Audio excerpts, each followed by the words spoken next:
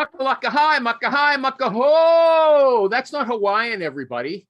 That's my chant to welcome you to the Recruiting Animal Show on April 27, 2022. I got the date right again. Over there, okay, is Klang.so. He's an IT recruiter in Switzerland, and he built his own applicant tracking system called Klang.so. Check it out. The people on this show think it's pretty good, okay? So that's his unique brand, okay? That I built an ATS. I don't think you use that with your recruiting clients or your candidates, do you? That means nothing to them, right? Or do you say, they say, well, how are you special? How do you differentiate yourself from everybody? I built my own ATS, buddy. You don't say that. Am I right? No, I focus on the fact that they will get like fast, like, you know, the service fast, right? So yeah, you could use it. You could I mean, say, like hey, look, I know like IT so well, I created my own applicant tracking system. That's a nice frame. That's not bad, Michael G. Cox. Yeah, yeah. Good start to the show for him. Okay, I like that. And that's, speaking of which, that is Michael G. Cox, the sales recruiter. Everyone. Hi, I'll get to you in a sec. I have something to say to you. Okay, thesalesrecruiter.com. Thesalesrecruiter.com. Something's wrong with your shirt is clashing with your background, Michael G. Cox. You have got to change that. I don't like it. Take it off. Yeah, it's not working. Take it off. I don't care. Okay. Yeah, but yeah, baby. Okay, now here's Sasha. She got rough with me 2 weeks ago. I like that better, Mike. That shirt's no good for this show. If you want to take a minute and change it, I don't mind. Okay, she got mad. I got that lady came on, Christine, and she wanted to talk about her webinar. I knew I'd get to the contract, and the rest of the show, I didn't know. You didn't say, hey, Recruiting Animal, I'm leaving early. I got to hear about the contract now. But I spent the rest of the show talking about the contract, and I highlighted it. You got to listen to it. It was a great show. It was your idea. Do you have anything? Did you listen to it? Yes, I have. Yes, I have. And it's amazing. And I have news. I have a closing, almost a closing. There is my first one. There is one thing that I need to complete, and this is something that I need to check with lawyers. Wait a second. So, you started your own business? You didn't say, hey, I went independent. I started my own business with the help of Recruiting Animal Show and Recruiters Online. Look out. Okay. What about the contract? Do you have any questions for Rich Rosen? I don't know if he's coming today. No, I don't. No. Okay, well, I learned something from that show, and I'm going to steal stuff from him. Although I believe that, you know, you have to have a legal contract like his, and then it's good to write up, just like I did, a plain English version. So when you're talking to your client, you can talk in those terms that everybody understands. Just my idea, everybody. I know everybody probably disagrees with me. Okay. I mean, if you live in a country where the legal system is kind of not completely stupid, then the plain English one actually will suffice also. But like, name one country that doesn't have a legal system that is completely stupid. I mean, it's compared, like, let's say in Switzerland and Germany, we speak both German, right? So the written language is German, but somehow for some reason the Swiss contracts are around a fifth of the length of the German ones. Yeah, so I mean, here it's a bit more, I don't know, common sense, I would say. And generally all work contracts, sales contracts, all the contracts are literally a third or a fifth. So there are regional differences around, I mean, country differences. But yeah, okay. I mean, Sasha, I want to come back to that. It's good if the contract is simple language. Like, I think even in the US, you can always get extra points if your contract is like in simple language. I mean, it's kind of, I don't know, sends a signal that you don't want to waste time of people, I guess. No, you got to have the legal language, because when they try to screw you, you have to have something that stands up in court. Nobody's going to try and screw you. Nobody's going to try and screw you. Okay, sorry. I'm way too negative. Sasha. So yes. what's the name of your company? Do you want to tell us? Is it Post Management? Is that what it is? No, that's actually my employer, the company Okay. where I'm employed. However, my business still doesn't have the name because I spoke with the certified accountant over here, and he advised that it would be the best to actually register a company once the money is transferred on the bank. Really? Okay. Mhm. Okay, so you'll have to tell us about that. We'll get, we might do a little segment, not today necessarily, but we'll set it up about I'm not ready how for you it do- today. what? I'm not ready for it today. Oh, okay. But I have something I want to talk about. I sometimes take the advice that I hear on the Recruiting Animal Show. Actually, first I want to mention something. I got an email. It said, "Dear Animal, you know how some movies tell you right at the start that they're based on a true story, which means they aren't really the truth?" Well, that's a lot like you. Everything you say is so distorted, it only has a passing resemblance to reality. For instance, look at the way you treat poor Rich Rosen. According to you, he's some kind of avenging angel who goes around putting people in their place. But we know Rich Rosen, and if you called him Mr. Nice Guy, that would be a lot closer to the truth. No signature except RR, okay? Rich Rosen. You think so? I wonder, okay? I wonder, do I misrepresent Super Rich? I'm not going to call him Super Rich anymore. I'm afraid, Mr. Nice Oh. Guy now. Do I misrepresent him? I'm sure that Super Rich would be the first to tell you if you're way off on the way you're mentioning or representing him. Super Rich did tell me. He told me on the show last week. Like I think I praise him too much. Okay, he thinks I make him seem like he's nasty, but he's really a sweetheart. Okay, I better watch my step. Okay. I wouldn't go so far as to call him a sweetheart. Oh, that's what he thinks. I see. I remember I was listening to one of the clips from an older show, and I called him the king of client rejection. Okay, what's wrong? What's wrong with that? I can see how he wouldn't think he is the king of client rejection. Okay. Anyway, yes, he talks about it at length a lot of the time. Last time we talked about how the dots don't matter in a Gmail address. So if it's recruiting.animal or just recruitinganimal@gmail.com, doesn't make any difference. Michael G. Cox suggested put recruiting animal plus sign and then something else after, and you'll know. If you sign up for Netflix, your email, you can enter it as recruitinganimal plus Netflix @gmail. This only works with Gmail. @gmail.com, and anything after the plus doesn't really matter. And they will send you emails to recruitinganimal plus Netflix @gmail.com. And if they sell your email to anybody else, you'll know who's doing that. Yeah, so you can do that for everything. You'll get those Netflix recruiting animal plus Netflix. You'll get it from somebody else, and you say, "Hey, how'd they get it?" But I did it this week with a company called Splashio, recruiting animal plus Splashio @gmail.com, and it comes right back to me. I get it, and I see where it's coming from. So it works. Scanning apps. We talked about using scanning applications so you can scan documents from your phone or your tablet. I used Clear Scanner. We didn't talk about it. We talked about Microsoft Lens and iPhone Notes and Scannable. I ended up using Clear Scanner, and it worked. It's not as good as a flatbed scanner, but it works. Also, my flatbed scanner, which wouldn't work on my Windows 10 computer, I just discovered before the show that you can download an app from Microsoft that makes it work. Okay, because I downloaded all the drivers, just so you know, if you've got a flatbed scanner. Sorry. Also, voice typing. Michael G. Cox, he says he uses it and he's happy with it. Can you tell everybody what it is and how you use it? Yeah, so I got used to using something like that on my phone.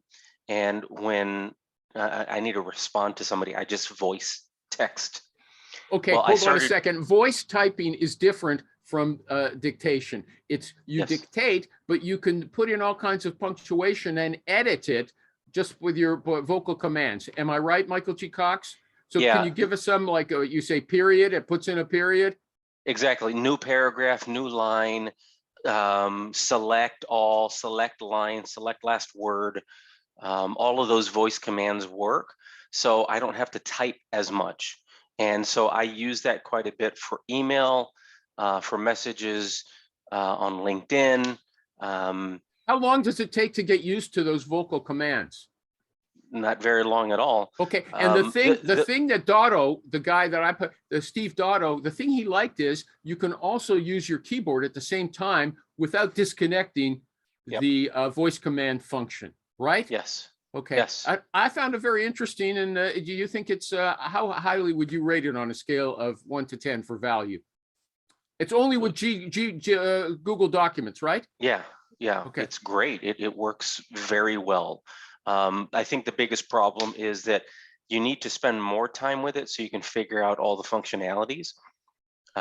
Because I use it only like to speak it, periods, punctuation, new paragraph.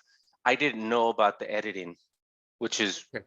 It comes in a million languages as well. If you speak Amharic, which is a Semitic language used in Ethiopia. My fourth language. Yeah, if you use that, you can do it. So Serbian, I'm sure, is a shoe-in. German, of course, as well. Okay, okay. You know, there's a sourcer who I've known for a long time, just via social media, Lisa Offit, and she posted 2 of her favorite contact information tools. Everybody's always asking, what are the best contact information tools? She likes GEM, G-E-M, and Sales QL. Okay, does anybody use either of those? Sales QL, but I don't think that's a very good tool because for instance, you're able to pull out the email addresses and phone numbers from LinkedIn profiles. However, the email addresses are not up to date. No, okay, but that's I see. But what about, have you ended up in LinkedIn jail or anything like that? Has LinkedIn penalized you for using? Nope. No? Okay. You look so nice today, dear. Oh, thank you. Now, people are going to hate me for saying I shouldn't comment on that. I shouldn't call her dear, but I want to. Okay. Oh boy. And I don't mind. Thank you. Okay, good. Okay. Here's a question. How do you quantify your worth? Meaning, what do you tell your clients when they want to know why you charge what you charge? Okay. Does anybody ever have to answer that question? Oh yeah, actually I'm compiling now an email to a client saying all the reasons why I want the raise in the percentage fee. So should I read it to you? Oh, you're raising the fee. That's a bit different, but go ahead. Yeah, go ahead. Okay, so I'm always making the extra mile for you. I really send also diverse candidates, a lot of female programmers. You are preferred for that. I think a lot on which position, because they have like 50 positions open, on which positions to send the candidates. So I don't just, send anywhere, but really like, is it now Java or maybe Java and Kotlin or something? And then I really make it less work for you. And also I include candidate notes, like about why the person wants a new job. But so I save you time. Let me finish. So I save you time in assessment. Then all my profiles, they have the reference letter, certificates, uni degrees, all attached. So no need from your people to ask for it, okay? So I react within minutes of if they ask something about the candidate. They're asking, which passport this person has. I reply within minutes. I transparently tell you what candidates think about you. So sometimes candidates tell me, oh, this was great today. Then I email them without me asking for it. And all that, on top of that, all the candidates I sent to you never left. They left maybe for Google or some other position. So all these reasons I'm sending tomorrow to my client to say, hey, I think it would be worth. But why was it short? Michael G. Cox says, sorry, but why are you raising it? Did you give them a discounted rate to start off with? Just like we had like this favor thing last time where it was like not clear whose candidate is it, and then this is a minor thing. I wanted to raise the fee already 1 year ago, so now I'm trying it again. So it's just by 1%, right? So it's not really by a lot, but they pulled back, they pushed back, and now I'm trying to like say, these are the 10 reasons that I think they pushed back on 1%. Wait, what? You're going to have to tell us what percentage they were. Yeah, we go from for some 23, for some 24, but most of them is 24. They go to 25. But it is true that like they pissed do off hire, Sasha like, already. Look at that, Yeah. she's gone. Yeah. they do doesn't take hire like a much. lot of people who don't speak German, and they also like I work with them since long time, and they have made many hires through me. So of course I understand them if they say, hey, we get like a volume discount because like you make so many hires, and also our roles are partly easier than with other companies. Let me ask you a question. But Hold I on. make Why? also Wait, no, extra no, let efforts. me interrupt. You're boring me. Settle now. down. Okay. Yeah. Well, how come you brag all the time about, hey, I send candidate notes? Who doesn't send candidate notes? There are lots of people just sending a resume without any I think most explanation of why they're sending this person out. Oh, look at Michael G. Cox. He doesn't send candidate notes, obviously. Not with. No. You don't say, look, I'm sending this person out because this is how they match. Very little. Normally, I'll pick up the phone and say, Brent, I've got an individual that you need to speak to, and here's why. I'm going to send you the resume right now. Others, I just send the resume because they're a good fit. And what I do is I say, here's a candidate. Very minimal. And if you can't notes. see that this is a fantastic match, you are a dummy, and I don't want to deal with you. That's essentially what you're doing, is right? Is that right? A little bit.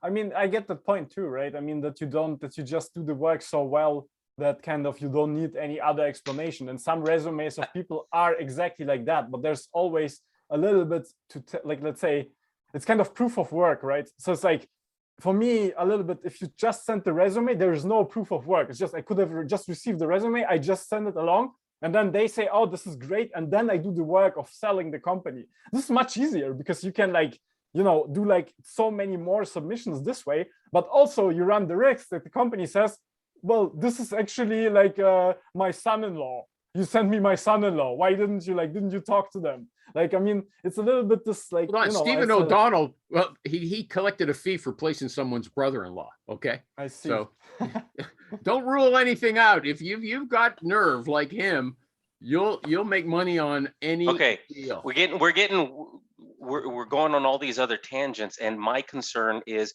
he's given them all the reasons why they should continue to work with him. And everything that he listed are things that he's already doing.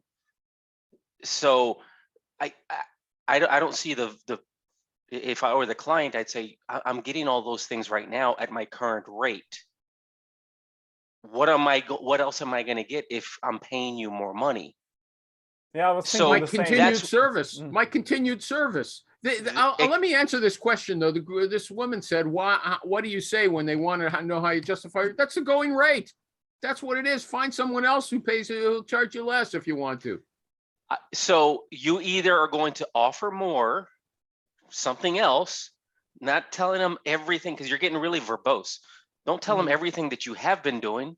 They're getting that already. You're either going to give them something more, or you're going to tell them, look, you're the last client that is currently at 23%. Yeah, but this I hate, right? Because it's like, so this I thought too, because it's kind of like a little bit true, or actually true, to be honest. Like just because of the volume and like the, you know, profiles are a bit easier, so I justify the adaptation to have it lower. But like what you're saying is like, then they say, yeah, so all the others, like I don't care about all the others, like I only care about our relation. So I always dislike this, all the others are paying, because they could say the same. They maybe have recruiters who work for 18, so they reply back, hey, we have recruiters who work for 18, you are already very high, which they said last year, which probably is also true. So we're getting too much in the weeds. We're getting too much in the weeds. This is where you make the money or lose the money, animal, yeah, in the weeds. So this is why it's important. So you know what I mean, Michael? So if you like, I like your point that I should like say, okay, I will do extra stuff, but actually will add this. Like I will do whatever you want extra, actually. No, like, don't. Same your wishes. And my point isn't to start doing more work, but when I'm telling them everything that I'm already doing for them at 20%, and I'm trying to justify an extra 5%, telling them what I'm already giving them for 20% doesn't help the argument. Yeah, it does. I can say something like, look, all of your employees just lost because you gave them a 5% raise, that means they have a 3% lower cost of living. You're not keeping up with times. So 8% inflation year over year, and you're asking me to stay at the exact same rate doesn't make sense for me financially. Yeah, okay, this also this like world that gets more expensive stuff. I mean, yeah, it's a hard, it's like, I lost my thought, sorry. But your points are valid. Sasha, everybody's doing 25%, Mr. Client. I'm hoping to keep you as a client. You know what? He can't afford to lose them, it sounds like. Sasha, the newbie, do you have anything you want to say? Well, I believe that everything comes down to your value. What do you think? How much you're worth? Now I got my thought based back. On that, in recruitment, go ahead first. Let her. No, she's helping him. Go ahead. That's what I said. Ivan. Let her finish. No, it's okay. Give him his thought back before I actually had a question. Ivan, you are working for a German speaking area only, right? So that's Switzerland, Austria, and Germany, right? German speaking Switzerland mostly. Now a little bit US East Coast, because we have some clients who have both Switzerland and US East Coast. So there's two things, that's why. There's two things, essentially. Okay, but I mean, if you lose one client, you can find another one. Sure. I mean, that's not, look, this is like a relationship which is long time. It's not about losing, not losing. This is just like, my thinking is, as a recruiters, we do so much work for free. And this specific client actually praised me that they said they had a snitch actually talking to me as a candidate. And then they told me this, that my pitch of their company was like probably like the best recruiter that they work with. Because I really, there's like the candidate, I really pitched the client as like a really good company to work for. I know what they are doing. I know where they suck at, what is good there. So basically, I do a lot of extra work, which is invisible to the client. They never see what I do behind their backs to close the deal, to get the candidate interested, to keep the candidate engaged. All these That's part of the job, man. Yes, well, I like but what he's saying now. I do it on a different level. I believe I do it, honestly, I believe I do it on a different level than like 99% of the other recruiters they work with. Because I really am passionate about having the deal closed when there is a true match. When there is no match, I don't care. Like just, okay, find another company, you know, or another candidate. But sometimes there's like, I had this situation exactly with this client where the candidate was like, I refused the job offer, and everybody gets quiet. And only me asks why. And the candidate is like, yeah, it's like not enough money. And I ask, what exactly does this mean? And then they, it means I get 4K less than where I am now. And then I call, I am ignored. I write, I am ignored. And then finally, I find out it's literally about damn 4K more. I call up the client, explain the situation, turn the situation around.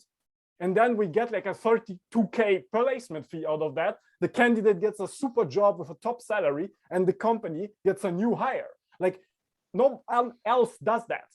I'm quite sure. Everybody else would be like, oh, okay, the candidate I said do that no, quite a bit. So okay, yeah, you, because you're a business owner, you know, and you are on this show. Like how many recruiters are not on Recruiting Animal Show or on Recruiters Online? 99% of recruiters, they because he like yells at them. Oh, well, it didn't work out. You know, this is like a huge difference between quality, right? And those things, they are invisible to the client mostly. So therefore, I believe I stand out, and therefore the value add is much higher. Also, the invisible value add, and I was praised for this already several times. So that there's no way to make that visible, and because a lot of that is on the back channel. If it weren't on the back channel, it wouldn't work. So yes, okay, I have a couple of things to say. First of all, there was a list put out this week of the top recruiting shows to listen to, and of course, Recruiting Animal Show was not on that list. But my hunch is that the woman in England who put together that list, I'll bet she's never listened. What's the list? Tell me. I can go find it. I posted it on my group. It's Occupus or something. I can't remember the company. It sounds disgusting. Okay, but sounds like an eye infection. Yeah, okay. Some of the people who've been guests on this show, like Dualta's on the list because he's over there in England. Well, Anyway. Dualta it still has the podcast going and you don't. Okay, well, keep bugging me about that. Okay, secondly, now I forgot what I wanted to say about something that, okay, Back yeah, channels, okay, no. There was a girl, I can't remember her name. I haven't talked to her for a while, but she's a trainer of recruiters. She was on the show a number of times in the old days. And she said, it's very important. I never understood this before until this moment. It's very important to show your clients a diagram of your process. Because that Michael G. Cox is saying, oh, well, that's got to be invisible. It's all behind the scenes. No, she says, make it visible up front so they know what you're doing. I personally say, don't all these success guys say, look, it doesn't matter if it takes me a minute and I don't have to do any work. I've just got the guy in my database. You're going to pay me for it for all the years I've been working to know that information, okay? I don't have to prove myself to you. This is my fee. And if you don't like it, hit the road. Find somebody else. Hit the road, Jack. But I like what Ivan said. Sasha, you get the last word on this because Ivan cut you off. Go ahead. Was there something you wanted to say? Way to go, Ivan. Well, nothing else. Just one thought. You are familiar who Grant Cardone is? Okay, no, he said one smart thing, which is price is myth. And I realized that while working for the company where I'm working, because when we bring a candidate who has the knowledge, who has the experience, who has the skill set, the company won't stick to the budget if the candidate is asking for more money. So yeah, everything comes down to what do you think your own value? You're saying the candidate, the company's going to be flexible if the candidate, you got a great candidate who needs more money. Is that what you're saying, Sasha? Yes. It's not necessarily the case. They might have salary bands and they just can't. They can't go above them. Sometimes it's possible. Sometimes it isn't. Depends on the company. Or depends on how desperate they are. Okay, I got a question though related to that. So you're reminding me of something else. This woman posted, she was actually a lawyer going to a law firm, and they made her an offer, and she said, "I want $8,000 more," and they pulled the offer away. Okay, and she was shocked.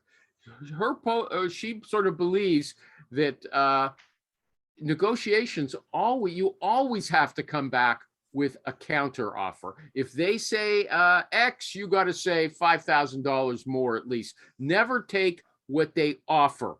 Does anybody want to comment on that? Even if you end up taking what they offer, you got to try to get more. And it's a good sign in a candidate. You want the kind of candidate who's going to ask for more as a rule. Please, sir, I want more. Anybody want to take a comment on that? There are no hard and fast rules, and no, you're not supposed to do it every time. Sometimes when they offer you the number, that's what they can offer. It doesn't hurt to ask, but that's not a constant either. It might hurt sometimes to ask. So what are you going to do, man? Why does it hurt to ask? They think you're greedy? Because every now and again, you'll come across a company like that that's going to pull the offer when you say, well, I was hoping to be at 108,000, not 105,000, whatever. I mean, in 6 years of recruitment, I never encountered that an offer is taken away, or at least I don't remember it. I don't think it ever happened. But when it happened, when I read it online, like this story, I'm 100% sure there was like 9 out of 10 things which already like, should we hire, should we not hire? And then it like, maybe yes, maybe no. And then this last thing, and maybe also they decided last moment, okay, we don't have budget or whatever. Then it's like, they say, oh, it's because I mean, it's like, never okay, if the relationship is super good and you ask for more money like in a very polite and reasonable way, it will not be detrimental. It will actually be beneficial, because in 6 months when you ask for more money, or in 1 year when you ask for more money, the manager will remember that this is your wish and they will increase the salary a year later. So if the relationship is good, asking for more money never hurts. You will only benefit later when you ask for the next salary raise. So I always recommend this, although this doesn't help us as a recruiter because the placement fee is like on the first year salary. I always recommend this because most candidates, they don't even come up with this. I'm like, hey, look, or at least now say, hey. Well, hold on. What do you recommend? You tell them to make a reflexive counteroffer? I recommend to mention that, like, if they don't get more money now, like they ask for more money now, they get a no, okay? For example, then they say, okay, if I reach my goal of being like better at X, for example, last week I had a person like her English was not so good. So a really good developer, but English is like on the edge. And I'm like, look, they pay you X now because really your communication will be not as good as the other people. You tell them now, okay, I'll improve my English to top notch. And in 6 months, I will ask for 5K more, only that you know, okay? And then do it, improve your English, and then you'll get your 5K more. So like you're saying if you ask for a condition, ask for a raise when they make their offer for you to join the company, start negotiating your raise for 6 months from now. Is that what you're saying? Yes. If you don't get the raise immediately now, like if you don't get. Okay, but the question was, should you reflexively ask for more than they offer? I'm not clear what your stance on that. No, reflexively is dumb. It's like always ask for more is stupid. You should. Well, there's a lot of people. There's maybe Grant Cardone. I don't know. Sasha, I'll have to comment. There's a lot of people say always ask for more, and then you'll settle. Like, back it up. If you just ask for more, like a parrot. Is this animal who just, then it's like dumb, you know, it's like doesn't bring you anywhere. Sasha, what's your take on that? Always ask for more or what? Well, it depends. It really depends. It depends, exactly. So it's not always. It's if it makes sense to do so. But you have the opportunity to negotiate your salary when you're first interviewed. Yeah. Okay. Well, actually, some people commented on this and they said, look, it should never even get to this. If there's a recruiter involved, the recruiter has to close the candidate on a salary before any kind of offer comes. Some people, lots of people agree with that. It's sort of old style, and others say, look, I want them to negotiate directly. The company can represent themselves more effectively than I can, and they'll get to know each other. Anybody have a comment on that? I asked the candidate, like, should I do the negotiation or you want to do it? Okay, but you don't close. That means you don't close the candidate on, listen, if they'll give you $100,000, are you ready to accept on the spot? Or can I accept for you? You don't close them before the offer comes. Am I saying, is that what you're saying? Well, like, partly I do, because this was like this discussion with this one candidate with the English stuff. So I'm like, hey, look, you get now X, you're a little bit unhappy, I know. But like, think about it. Like, it's a good offer. Okay, take that away. You know, take that away. So are generally speaking, with your candidates, do you say, look, Fred, if company X comes back to me and says, we're ready to hire you for $100,000, can I tell them, yeah, he's in? Sometimes when the candidate says, tell them I'm in, then I just will, like, you know, proxy. Michael G. Cox, he doesn't seem to know what I'm talking about. Do you understand what I'm saying? No. Very good. I understand. However, I'm in the learning process, so I cannot give you a black or white answer. Animal, here's the thing. You're going to know, you're supposed to know that number before going into conversations or interviews and presentation of the candidate. So no, I don't share a lot of interview notes, but I will tell them this candidate is within your range, needs to be at this, mentioned this number, is currently at 105,000. There you go. So, you know, that's before the candidate has interviewed and had a sense to get, you know, a chance to get a sense of the job. Once she speaks to the company and sees what they want from her, she might change her mind. Come on, it's not unreasonable. Yes. Oh, look at that smile. What's that mean? You idiot. Oh, we're in the chat, by the way. You've got your head stuck up in the air. I'm superior to you. Thank you, Sasha and Ivan. Here's the thing.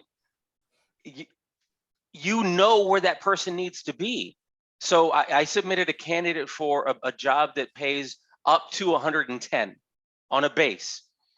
He's currently at 104, and I told them to get him to move, you're probably gonna have to be at that max to make it worth him losing the relationships that he's spent the last several years building.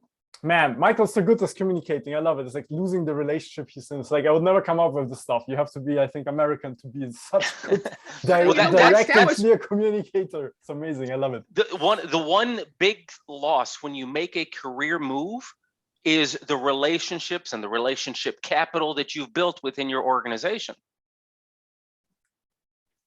Relationship, and you have to make up for that. Making notes. Okay, fine.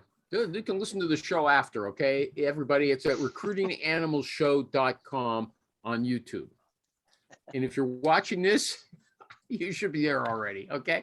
Oh, I haven't had another dilemma. I didn't really understand this 100%.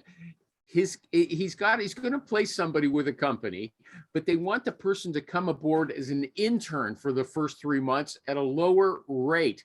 I assume the person's unemployed. Why else would they consider that? They're not going to leave a company to be an intern. But his question is, if they pay a lower rate than the standard rate for the year, should I bill them for the lower 3 months plus the standard rate for the balance of the year, or should I bill them the year based on the standard hourly rate or whatever? Okay, did I explain that properly? Does everybody understand what I said? Yeah. Yes. Michael G. Cox, since everybody's praising you, what should he do? I didn't get it. Okay, the salary is $72,000 a year, but for the first 3 months, they want to pay him less to give him a test drive. Should Ivan bill them at the rate of $72,000 a year, or for the lower rate plus the 30 for the first 3 months, and then No. whatever the balance is? No, I can't imagine finding a candidate in today's market that would take the whole BS test drive. No, because they are really, I mean, in this case, it's reasonable because like half of the job they really have to learn. And also it's a very junior candidate. So maybe 1 year of experience. And so in this case, okay, maybe where you are recruiting currently, there is a lack of opportunity. And because of that lack of other opportunities, this candidate is going to go for that kind of wishy-washy. We like you, we're not so much in love with you. Let's go ahead and give it a test drive, and see if we make it past 3 months. And if we make it past 3 months, then we'll give you the offer that we were kind of alluring you with, attracting you with. I can't imagine that right now. What kind of a position is, what's the title? Like a junior developer. So junior developer, I'm sure if you did a search in Chicago for junior developer, that a junior developer that has that much experience could probably throw a rock and find 5 offers. Yeah, okay, but that's not the question, Michael G. Cox. Now that you've avoided it for 5 minutes. No, I didn't avoid it. I'm happy with the answer. Tell them to stop messing around and make what should he bill them? What should he bill them? $72,000 or for the limited?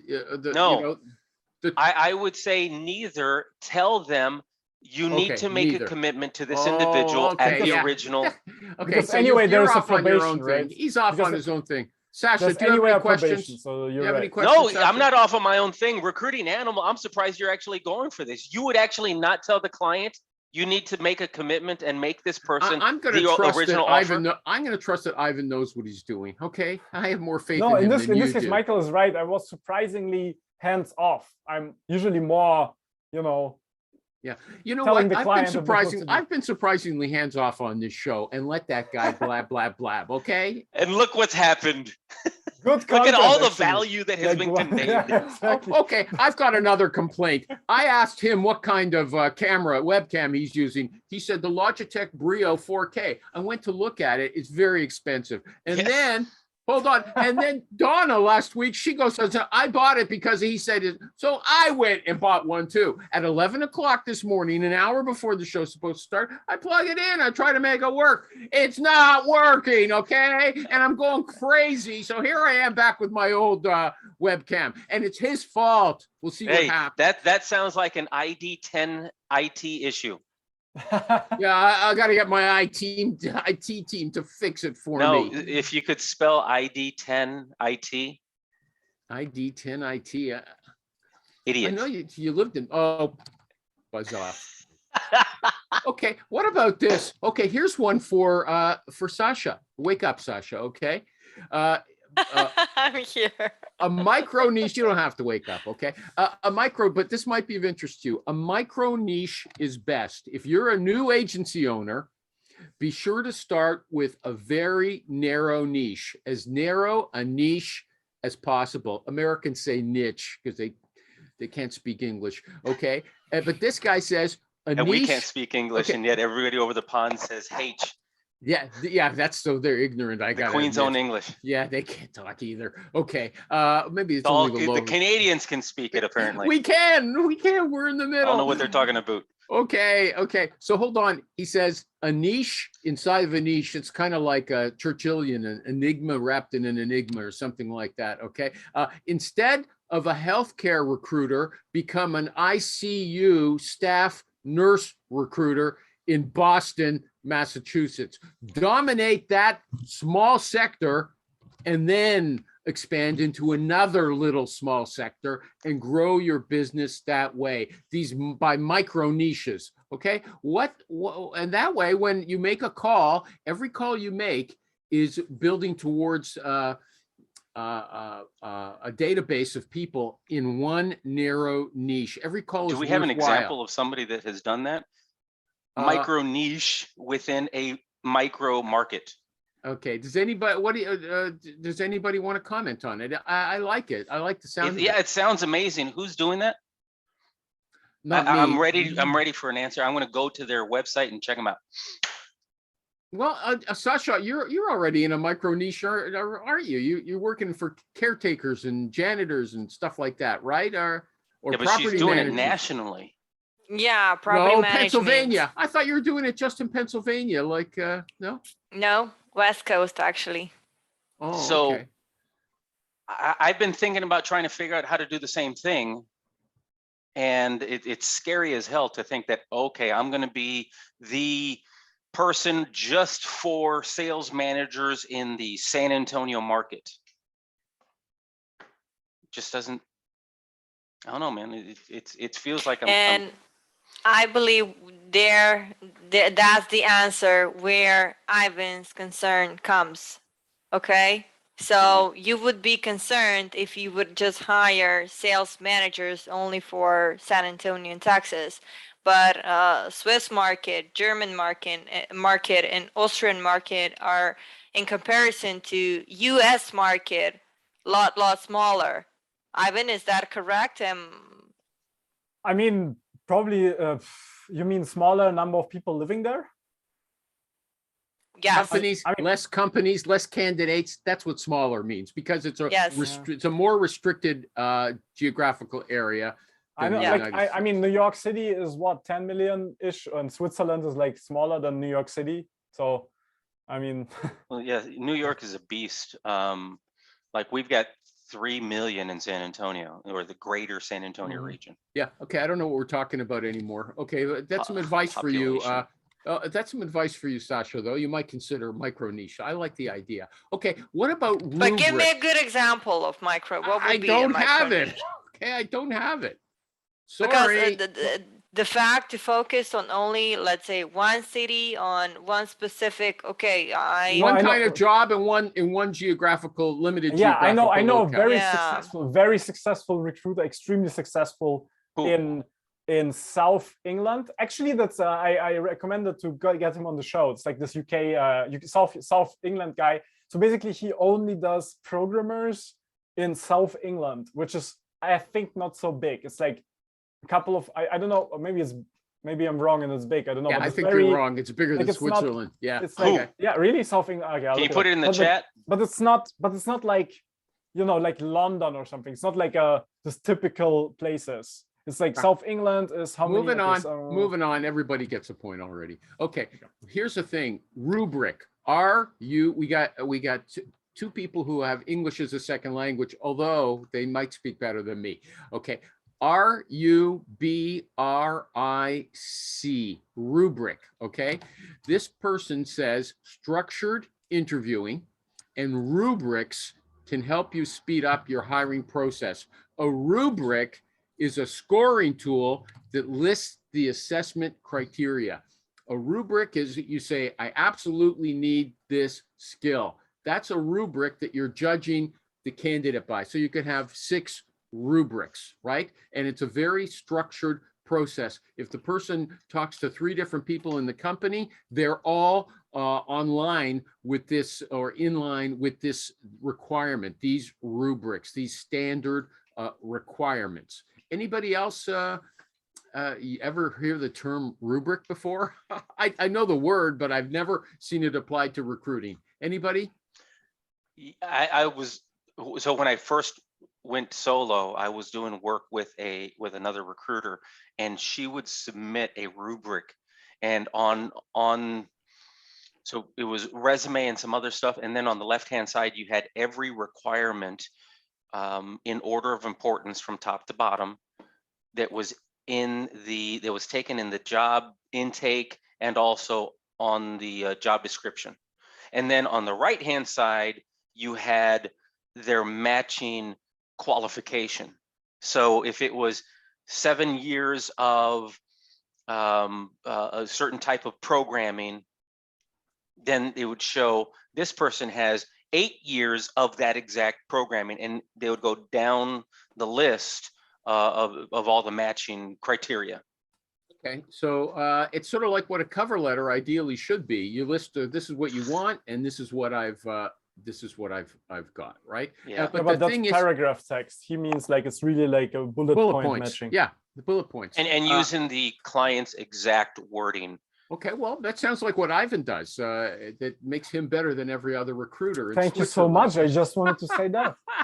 Okay. Plus, he structures his applicant tracking system to make that very easy to do. Okay, clang.so. I'll do a little ad for him. But this fellow's point is that if you've got more than one person interviewing, or even one person, if you have very well clarified requirements, and everybody doesn't come into the interview asking ridiculous things that are irrelevant, they all have to know beforehand about the exact same clear requirements. That's how you eliminate bias. Okay, I just thought it's reasonable. Although I will mention, I've said it before, Daniel Chait, okay, whose communication manager seems to have warded him away from this show. He was a great guest.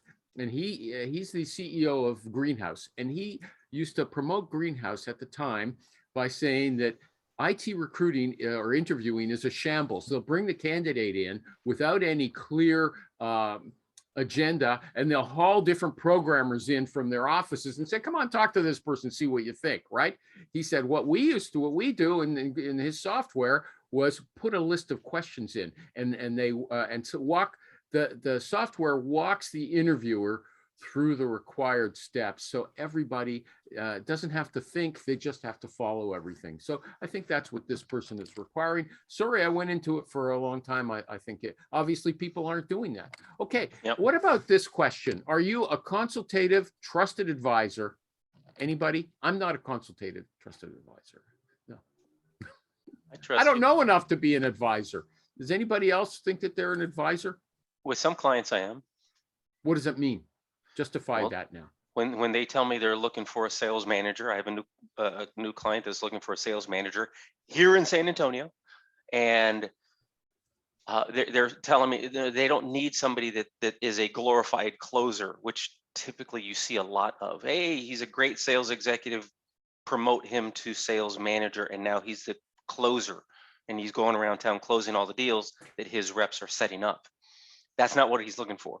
He's looking for more of a trainer, a coach, a developer of his team. And so I was having this conversation with him and telling him, it sounds like you need more of a sales trainer that will also be responsible for those individuals that are rolling up to him or her. And so we're having a longer conversation, and that's actually changing what he's actually looking for. So you're going into the client and saying, no, listen, Ms. well, on the phone, you're Ms. Client. Listen, Ms. Client. I don't know if that term is legitimate anymore, but listen, Ms. Client, you think you need a closer, but I'm going to tell you, you're wrong. That's not what you need. I'm going to tell you what you need. Okay. No. And he was already of the mind that I don't need a closer. When we have a big deal to close, I will go out and do it. He's one so of the what did you advise him about? What did you consult about? I'm not clear on it. Because he was still talking about how he needs, because he just said, look, I need a sales manager that can do some training, and I'm going to do the closing, so I don't need him going around town. And we started talking about how it's going to be really hard to find that, because most of the sales managers that he's going to have access to directly don't have a development background, a sales training background. But you're losing me. Okay, if you're losing me, you're losing everybody. Maybe not. Okay, I don't know what you're saying, but I will point out that I can tell you, I advised him and he trusted me. Yeah, I don't know what you advised him on, since what I thought you advised him on wasn't what you advised. I'll have to record my next conversation for you. Yeah, well, the point is, if you're working a micro niche, I think you're in a much better position to advise somebody, because you know a lot. The market's so small, you can actually know a lot about it and say, look, there's only 10 candidates available in your market. You got to pick one of them, okay? Otherwise, or you're looking for something that just doesn't exist in this market. If you have a micro niche, you can advise better. Anybody else want to talk about how they're consultative instead of transactional? No? Going once, going twice. I think Ivan had a great example of being consultative. How was he consultative? When he's having this conversation and he's drafting an email to explain how he's going to raise his rates. No. What's consultative is when you go in there and you do an analysis for the, or just based on experience off the top of your head for the client, and say, look, this is what you need, especially if the client doesn't know what he needs. Like that sounded like the story you were telling us, Michael G. Cox. The client said, I need a closer. I want him to be a manager so he can go around closing everybody's deals for them. Essentially, they're just bird dogging for him. And you say, no, you don't really need that. You need someone with a training focus, not a closing focus. That's what I thought you were saying. And that was a decent example. And then you pulled the rug out. He was already understood what he didn't want. I helped him to get a better understanding of what he did want. Okay. Anybody else? Anybody got a topic that I'm open? Okay, I seem open, don't I? Anybody got something they want to talk about? A burning question or something stupid they saw this week? Elon Musk or whatever? I don't. I posted about this on LinkedIn. I had a prospective client with a really massive organization come to me and telling me that they're looking for a senior sales executive to do SLED, state, local, and higher education type accounts, which is typically a higher level, much longer sales cycle, bigger deals. And I said, oh, great. And we had a long conversation. And then at the end, I said, so what's the compensation package looking for an individual like this? And I says, about 40,000 on a base and on target about 65. I said, seriously, dude? I seriously thought he was kidding. and I reacted like, you serious? And he said, yes, he's serious. And I was shocked, because somebody with, and he had mentioned some like 5 years of experience, has to be experienced because he was much bigger accounts, 40,000 on a base. I was blown away. I said, dude, I'm not going to be able to help you. Market is like more like 120K and then like 240 OTE, Yeah. 50% split or something like that, right? I think I could probably in that market find like somebody for like 75 on a base. We're totally way off. I said, no, I don't think I'm going to be able to help you. I said, you know what, I can help you, but it's going to take way too long for me to find an individual with that experience that would accept that. And then if they accept, you got to wonder why. Now, you know what? That is consultative. That's consultative work. Of course, you didn't get paid. You didn't get paid for it. You didn't get paid. No, for he it, said right? he'd consider it, and I said, all right, I'll send you my contract. Get that approved first, and then we can have another conversation. Okay, I have two questions related to that. And Michael G. Cox, just because people think I don't compliment anybody, that's a great story. I like it. Okay, it's so black and white. But first of all, how did they happen to come to you? That's my first question. My second question is, let's say a guy came back and he said, Michael G. Cox, okay, I'm going to take your wisdom as being the truth. Let's make it a 75K base. Wouldn't you feel uncomfortable about going out to a candidate and marketing it? There's something wrong with that company, okay? Would you tell the candidates, you know what? They first came to me looking to pay $40,000. This might be something screwy there. No, okay. First of all, how did they come to you? He's been a contact. So for the past many years, and this is something that I preach to all of my candidates, especially senior level people that say things like, I'm never on LinkedIn. I don't need LinkedIn. Build your network before you need it. So I connected with this guy probably about 7 years ago on LinkedIn, and we've been connected, and I've offered things like, hey. Sasha's got to go. Bye, Sasha. Take care. Nice to see you. Bye-bye. Thank you. Congratulations on your prospects, okay? Thank you. Good luck. I'll share it next time. Okay, Please. thanks. Bye. Bye.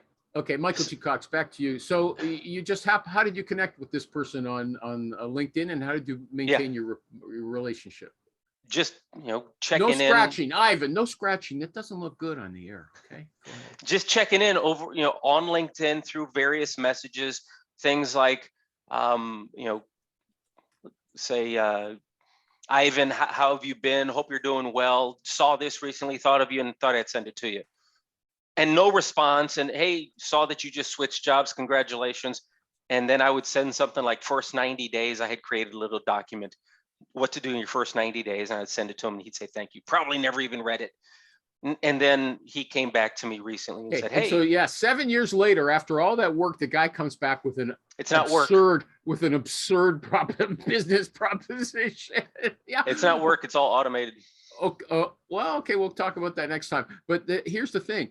Why would you feel confident bringing a nice person into a company like this when this guy's, he's an idiot, okay? That's what I hear from you. I mean, Ivan, am I on the right page? Are you listening to the story? I don't know if he's an idiot, but he's offering less than half. He said 40,000. Ivan guessed it should be 120,000. There's something wrong with that guy, okay? Well, Ivan isn't in this particular market. Okay, he was. I think maybe so you only said it had to be double. He's way off. He's way off. Okay. This candidate, this client is way off, and he's. I don't know if he's going to be able to get to where he needs to get, but they're not going to fill the job with somebody quality at 40,000 as a base. I wouldn't call him an idiot though. Okay, well, I would feel uncomfortable. Everybody can tell. I would feel uncomfortable not telling a candidate, you know what, this sounds like a great job, but something might be wrong there. I want you to investigate that because they were looking to pay someone half the money. Okay, let's say he comes back with a signed contract in hand and then says, okay, we're moving forward 40,000. I'm going to say, hey, Ivan, I told you I can't do that. It's not going to work. I'm not going to take that on because it's going to take way too long to try and find somebody that would accept that role and is qualified at 40,000. Let's say then he changes it to 75 and I go forward. I'm not going to say, hey, Michael, hey, Animal, I found this great opportunity for you. Wanted to spend a few minutes on the phone, see if it makes sense. I'm not going to lead with, dude, you're not going to believe these guys were wanting to pay 40,000. I didn't say lead with it, but I said bring it up. Well, let's finish off on that. I probably wouldn't mention it because they actually rethought about it and went with a higher level offer. There's something screwy there. Ivan, do you agree with me or Michael G. Cox? He wants to agree with you, Michael G. Cox, but he does agree with me. I can tell. I mean, I can read the he agrees with me. It's cool. Guys, Ivan Gulenko, Clang.so. Check out his applicant tracking system. Michael G. Cox, the most super sales recruiter. Oh my goodness. In San Antonio or San Antonio? San Antonio. Okay. Oh no, I didn't ask. So I was going to make fun of your other accent. Get. He says get as get. Hey, get. I'm going to get that. Okay. I'm going to get. TheSalesRecruiter.com. Thanks, everybody.